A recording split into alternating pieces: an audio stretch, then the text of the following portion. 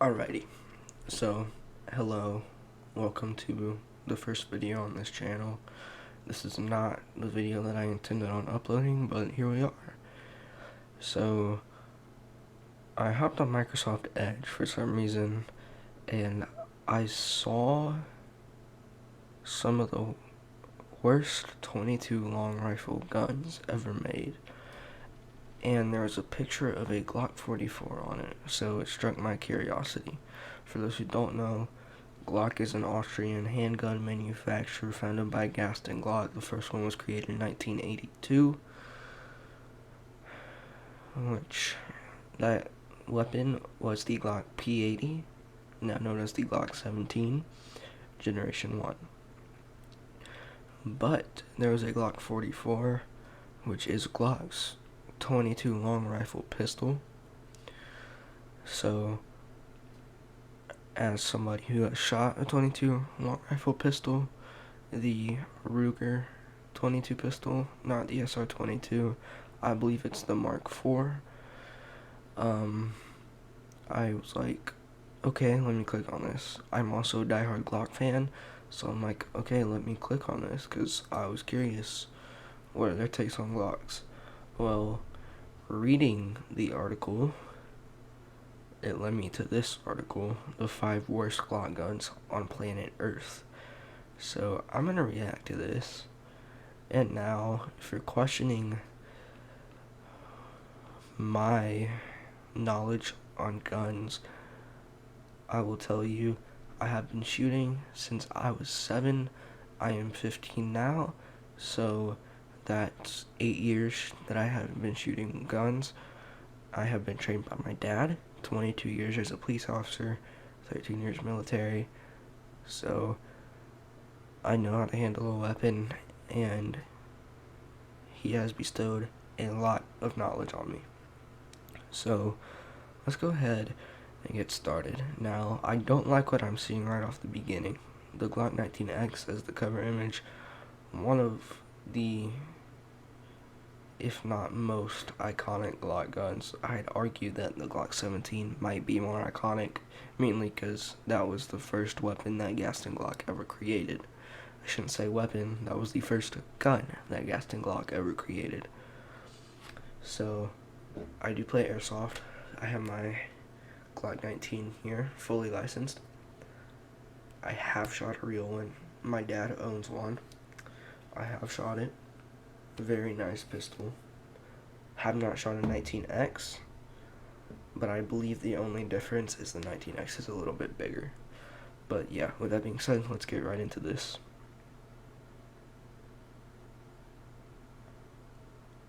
So first off, we have the Glock 22, which is chambered in .40 Smith & Wesson. So he says, no, I'm going with this one first, and no, it's not because of my often, I believe he was trying to spell restated lack of enthusiasm for the .40 S&W cartridge, though that certainly helps. It stands out as the first Glock model to be officially acknowledged by the gun press as actually breaking, a drastic contrast to the Glock 17's legendary near indestructibility. This happened back in 1990, reported in Guns Magazine and sister publication American Handgunner, and though granted it transpired with a prototype version, it was enough to prompt the California Highway Patrol to instead go with the Smith & Wesson Model 4.006 in the same caliber when the department made its transition from revolvers to auto pistols. I believe he means semi-auto pistols, sir. Now, mind you, my own admittedly limited experience firing the Glock 22 has been positive, but as I noted in my standalone review of that gun, the infamous Glock kaboom incidents that have cropped up in the last couple of decades seem to transpire more with the .40 caliber and 10mm models than with the lower pressure calibers, so buyer beware, he says. Now, I have never shot a Glock chambered in .40 Smith & Wesson, never shot a Glock chambered in .45 ACP, or no, they don't have I don't believe they have one in chambered in 45 ACP. I believe both of their 45 caliber weapons are chambered in 45 gap and 45 auto. So, yeah, I've never shot one of these, but I've never heard that this has been blown up. Now, I'm not saying I don't believe him, but this is some random article that I found on Microsoft Edge. So, I'm on the fence of believing him, but I'm not so sure. But we can always look it up. Actually, that might not be a good idea. This is YouTube. Anyway, moving on. If I see the 19 on here, I'm going to be a little bit upset. The Glock 44 22 long rifle. I've never shot the Glock 44, but, I have shot a pistol chambered in 22 long rifle, and I have shot a Glock 19, and I'm pretty sure the Glock 44 is the size of a 19. Please correct me if I'm wrong, because I would hate to be wrong and spread false information, so please correct me. But from my experience shooting with 22 long rifle pistol, it was great. I can't complain. Got it for my 13th birthday, of course. I feel like I need to clarify, I do not own it. My dad owns it, but we consider it my gun. So, yeah. I do not believe I have a picture of it. If I did, I would throw it up on screen, but here is just one that I found online. It's the Ruger Mark V. Ruger makes 22 long rifle pistols, I believe, which is the SR22 and the series that I have, the Mark V. I also believe there's a Mark IV. I'm not too sure. I haven't really done a lot of research on Ruger as a company.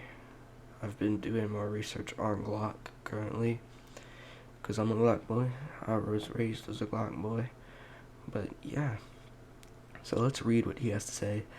This one is probably the least surprising selection, as I've seen and heard more complaints about reliability issues with the Glock 44 than any other product offering from that company, including from some of my own 1945 colleagues. In my own hands-on experience with the gun, I only experienced one malfunction and 49 rounds fired using the Aguila Prime Super Extra High Velocity 40 grain copper plated bullet, and got good accuracy results with it. But since I've been so spoiled with zero malfunctions from the centerfire caliber Glocks, yeah, I'd be skittish about buying a Glock 44. Okay, I have never heard of that ammo in my life, and given that it has such a generic sounding name now, I don't know. I don't listen to a lot of ammo, or like look at a lot of ammo, but super extra high velocity, that just sounds very generic. Also, I'm honestly not sure what he means by copper plated. I don't know if he means it had a copper jacket, but I'm pretty sure the only jackets there are nickel, silver, and brass.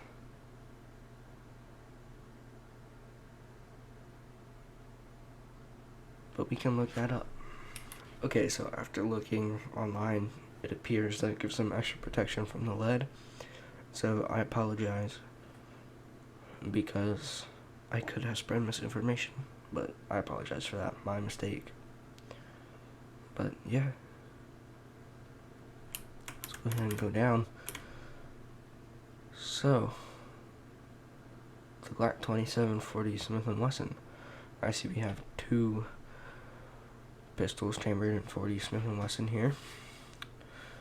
So, yeah, let's read what he has to say. Yes, the baby Glock, subcompact 40 cal. I believe more people refer to the 26 as the baby Glock.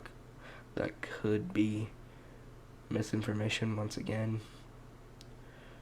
but my dad owns a 26. I have shot it. It is very tiny, but from memory, I believe the Glock 27 is like the Glock 26, just chambered in 40 Smith & Wesson. If y'all have been reading my recent articles, you shouldn't be the least bit surprised with my inclusion of this one either. Accurate and reliable, yes, but absolutely miserable to shoot, as it is beat up my firing hand pinky. It made me unintentionally bleed myself at the same time. Mind you, some of my shooting buddies actually like their Glock 27s. Meh, more power to them. As Burt Reynolds portrayed by Norm Macdonald said to Alex Trebek on SNL Celebrity Jeopardy. Yeah, well, that's your opinion.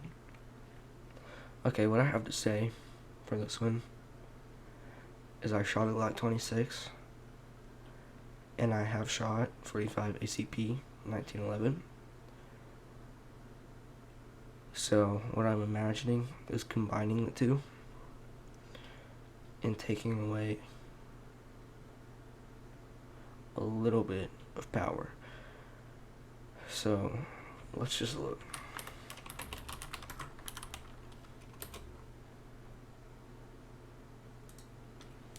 Okay, so it appears the Glock 27 is actually slightly bigger than the Glock 26. It looks about the size of a 19 that shoots 40 Smith & Wesson. Now, I have fairly big hands, and this airsoft gun is scale to size of a real Glock 19. I don't have a lot of room for my pinky, but I have shot a Glock 19, and I can say one of the most comfortable guns to shoot. Now, Glock 19 is obviously chambered in 9x19 parabellum ammunition, but I do believe I was shooting hollow points, which give or take a little less recoil. I don't believe so, because it is literally the same exact ammunition, just spreads on impact. So yeah, I don't really think it would beat up your firing hand pinky if you were holding it correctly, because this can all depend on how you're holding it. For people who don't know, this is how you are supposed to hold a pistol.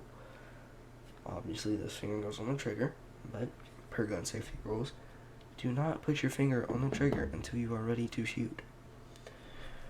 Now, I'd imagine that if it beat up your pinky, you were probably holding it one-handed, which shooting a 40 Smith & Wesson one-handed is pretty freaking stupid. But I think I could get behind a Glock 27 and be alright. Like I said, never shot one, but I have shot 45 ACP and a 19, which, if you look at this image right here, looks about the size of a 19. Looks pretty much, to me, it almost looks exactly like a 19, give or take a bit more bulky. So that's what I have to say on that. I don't think if you hold it right, it will beat up your pinky. Of course, I don't know how you shoot, or how long you have been shooting, how much experience, how good you are, but to me it sounds like you weren't holding it right. Because, like I said, this is how much room I have on a 19. The Glock 27 looks about the size of a 19. My pinky's hanging off a little bit. Just a little bit. But I can comfortably shoot a 19 and a 26. If that doesn't say something, then I don't really know what will. Because the 26 is teensy. It's very small. Here's your image of a Glock 26 chambered in 9x19 parabellum.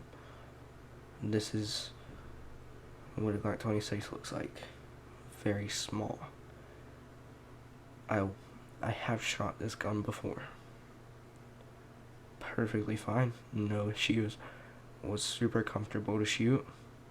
If anything, possibly one of my favorite guns to shoot, next to the 34.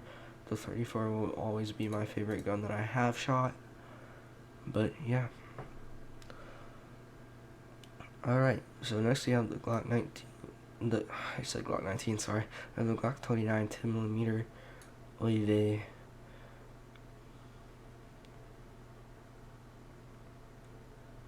Okay, yeah, sure. Let's go ahead and take those same undesirable characteristics from the Glock 27 40 cal and carry them over to the even higher pressure 10mm auto cartridge.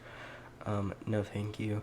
And lest any of y'all are assuming I'm some recoil shy wimp, au contraire, maybe you should speak English, as the rest of this article is in English. I can handle the recoil of a full-size 10mm, such as the Colt, Delta, Elite, and Smith & Wesson M1006 just fine, thanks. And I find shooting big magnums like the Smith Model 29 and Ruger Red Hawk and 44 Magnum and the Grizzly 45 Win Mag to be downright exhilarating. So there. And don't forget what I just said a few paragraphs earlier about the kabooms and 10mm and 40 like. What I'm doing here is I'm envisioning what it's like to shoot a 9mm and then adding a little bit of a recoil on it.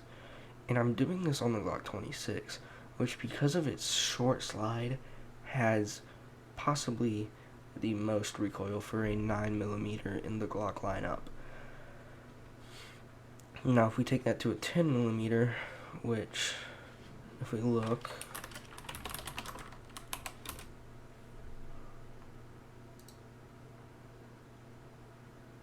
looks about the size of a 26.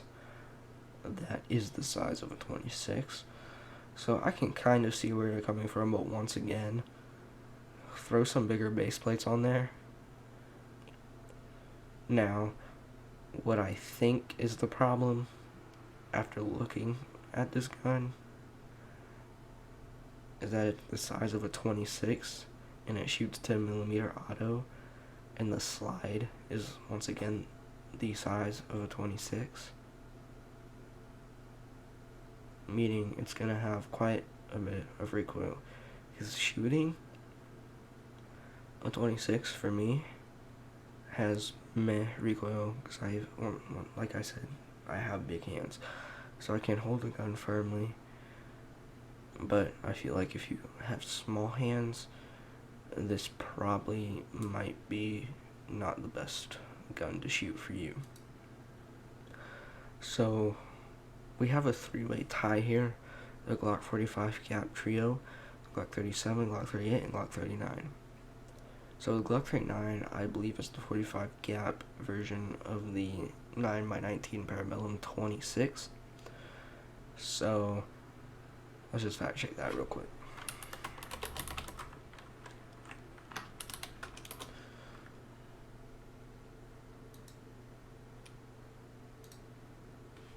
Yes, the Glock 39 is the 45 gap version of the Glock 26 chamber, the 9x19 Parabellum. So I can see where you're coming from with the 39, because those small slides and small barrel lengths are going to add so much recoil, trust me. From shooting a 19 and then shooting a 26, it is extraordinarily noticeable with the recoil. And then if you go from like a 34 to a 26, you're gonna notice it so much.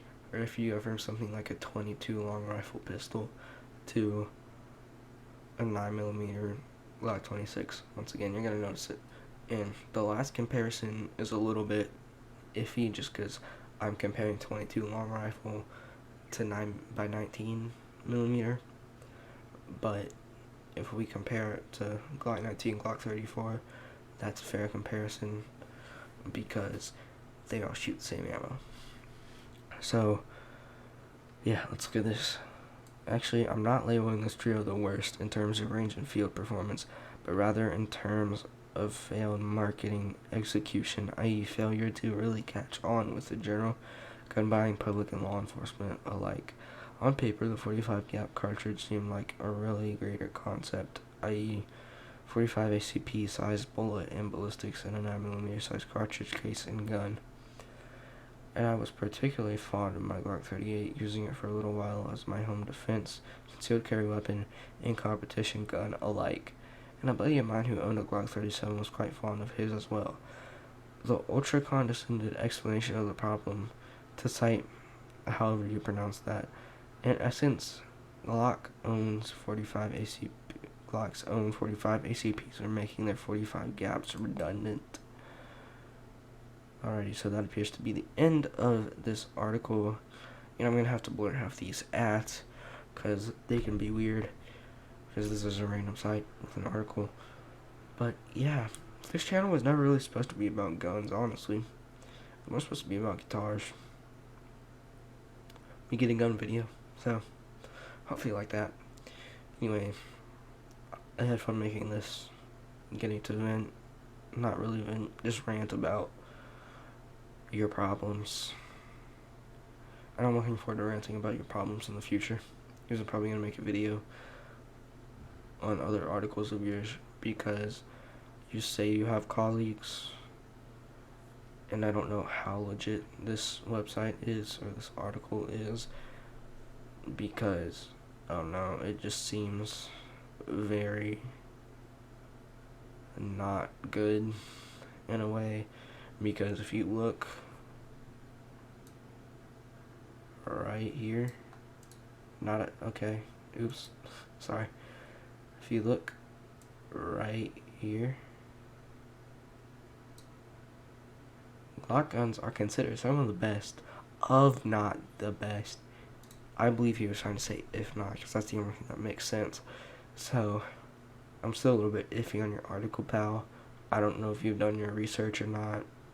I know I have, and some stuff I learned along the way, and if I spread any misinformation, I am extremely sorry.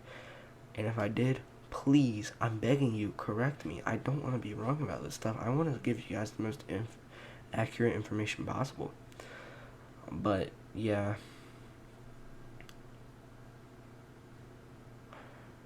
I didn't see any of the good guns on there, which is good, because it does say 5 worst Glock guns on the planet Earth. So I'm happy about that. Good for you. You kind of know your Glock guns. But I did see your trash on the compact pistols, which deeply saddens my heart, because I'm a lover of the Glock 26. I'm very happy you did not trash on the 43 and 43X, because I've not shot those yet, but they just look so nice. Or have I shot one? I may have shot one. I'm not sure, honestly. I've shot too many guns to know. I will say, I have shot a Glock 34. Happy that wasn't on the list, because the Glock 34. Anyway, hope you enjoyed. See you in the next one. If there is a next one. I just made this because I wanted to.